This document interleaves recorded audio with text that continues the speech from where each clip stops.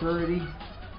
We're in the middle of Dear Birdie, and let me finish reading. Okay. And then you can give your advice. So far, we found a woman who is trying to divide up the cost for her ex-husband's cremation. Yeah. So it says she doesn't resent him, but she realized that his death was unpredictable as is life.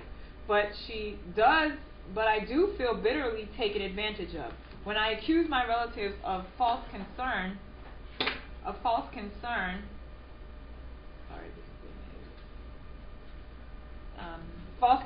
they got angry at me. How can I demonstrate honor to my son's father? How can I demonstrate honor to my son by dishonoring his father that way? So in other words, she wants to put the man's ashes and lay him to rest. And she wants to split the cost between herself, his second wife, and the girlfriend. And they're like, we haven't seen him for years, so I don't know what he's talking about. And so what do you have to say about that, dear Bertie? The man is a loser. Based on what he was I've stuck heard, in diving child support. Yeah, yes. Based on what I've heard, he hasn't contributed much to the society anyhow. And he wasn't a good father. He's a deadbeat dad, and the man is just repugnant. And he's dead. He's dead. He's dead. But he didn't leave nothing much behind. So why disputing about to get money to cremate him? Let the state deal with it, man. You have to get rid of him anyhow, somehow. Don't put yourself in debt over it if you guys can afford it. Let the state deal with it. You have to get rid of him. They can't keep him. And she has no obligation. She has no money. You guys, they don't have any money. They don't have the income. They don't have it. And then it might create a dispute between the two wives and the present girlfriend. If the present girlfriend had a good dignity in her town and said, no, you are ex, you're coming, I'll take care of this. Exactly. So they're all low life, right? So, that's my take on it. The body got to go. Wish to work with that. You have to get rid of the body. You have to dispose of it anyhow. Hey, man. The guy don't even know what's going on. Your advice is let the government deal with that. Let the city take up that, man. Let it take up expense, man. They can't do nothing, so what are they going to do? They can't keep it. So, it's a shame to say let the city take care of it. But, the body has to be disposed of. Right. And it's going to dispose of somehow. And then if you can't afford it, either you have a what do you call it, cremation drive, fundraising drive, or something. That's a good idea too. There you go. But sometimes they live so bad with their family, they can't get the support. Right. And if you make your bed kind of rough, you lie in it kind of rough, and if you way you make your bed, that's the way you're gonna lie in it. Yes, that's true. And the way he lives his life, it's hard for you to sympathize with a person that lives bed. The trends, the pattern of how he lives his life is not that so pleasant. Yeah. So hey, man, Case of rough. Yeah, you make it better rough, line it rough. Simple as that. All right. Thank you, dear Bertie. So Yeah. if you have any advice that you're looking to get and you want to write us, and you can email us. Oh yeah. You sure gonna get it? We're not gonna go around the bush. You're gonna get it straight. If you're a loser, we can't say you're a winner. That's it. That's it. If you're wrong, we can't say you're right. Straight up. Speaking of straight up, you were supposed to tell that story about the tiles there for the job. Yeah, it was a perspective. A prospective applicant. Right. For a tile job. Right. That you're in charge of. This perspective, he keep talking. He don't give you a break. He keep talking and talking, and the more he talk, the more he put himself in over. And when he reach a point where he say you could, a versabond, put versabond, and I'm trying to say, listen, a versabond is just a brand of a tin set. No, a tin set is different from a versabond. And then he reached a point, to put tile. Then he said, no, you cannot put grout between the porcelain. I said, no, I know marble, you don't use grout between marble, but you can. If it's even 8, you could put it between a porcelain tile. It's versabond. It keeps us not versabond and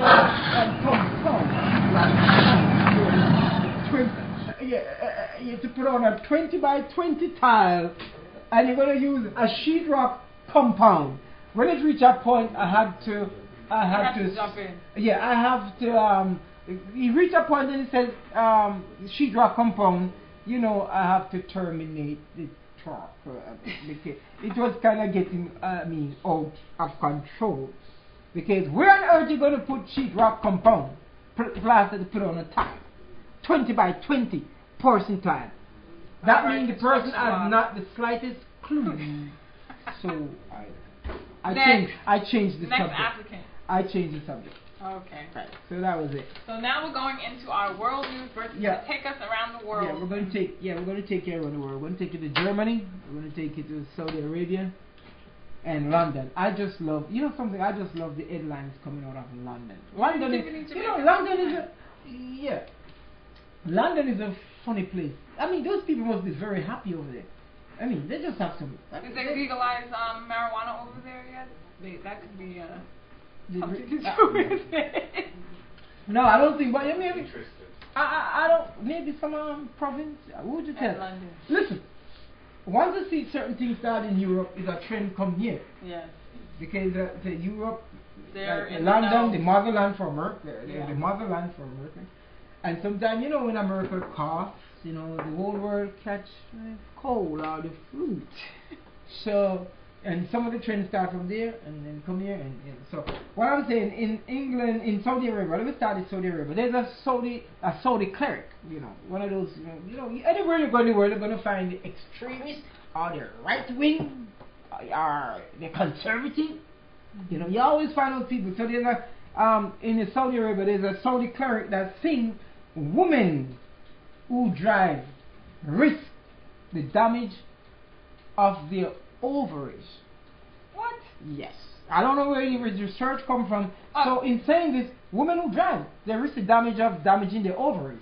I mean. Is this because the seats are heated, or I don't get it? No. And what they're trying to do is this conservative Saudi Arabian cleric. Yeah. They don't want women to drive anyway. Yeah, it's a man's thing. Driving is a man's thing. Women, you here in the West, over here this side, you're lucky, fortunate women. They don't want them to drive. Women walk and the men drive. And they know it's very important for the Saudi woman to have a child, because that's how that's like biblical times. It's like if you don't have a baby, you're not a woman. So they want it to be for the Islamic kingdom. The Islamic kingdom male only drivers. Drivers. Get real. Right. So they say women don't drive that well, but that's a lie.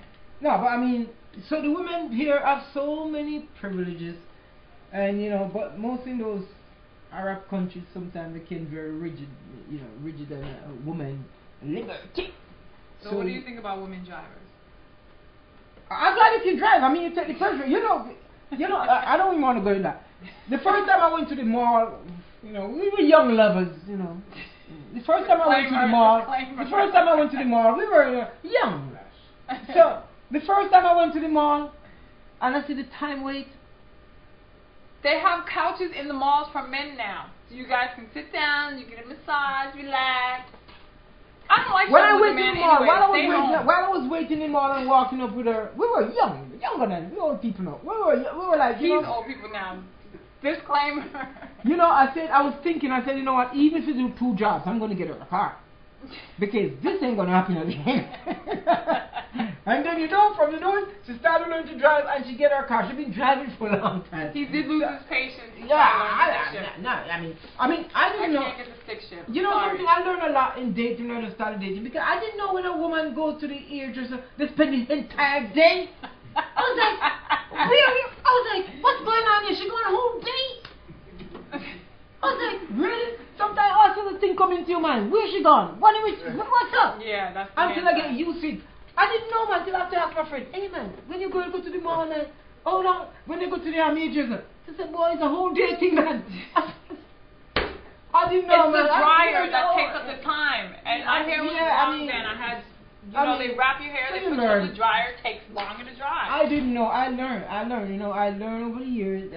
So, whenever she go, she's going to the hairdresser. I just know that that's a day thing. That it's a day. And then he so has the kids calling when we got married. He has the kids calling when I'm at the hairdresser. I mean, no. After a while, that ends because when you sometimes you bathe in ignorance and arrogance too. But I was ignorant. I didn't know. I mean, when I went, I was like, babe, you under that thing with that heat in it and melting your brain.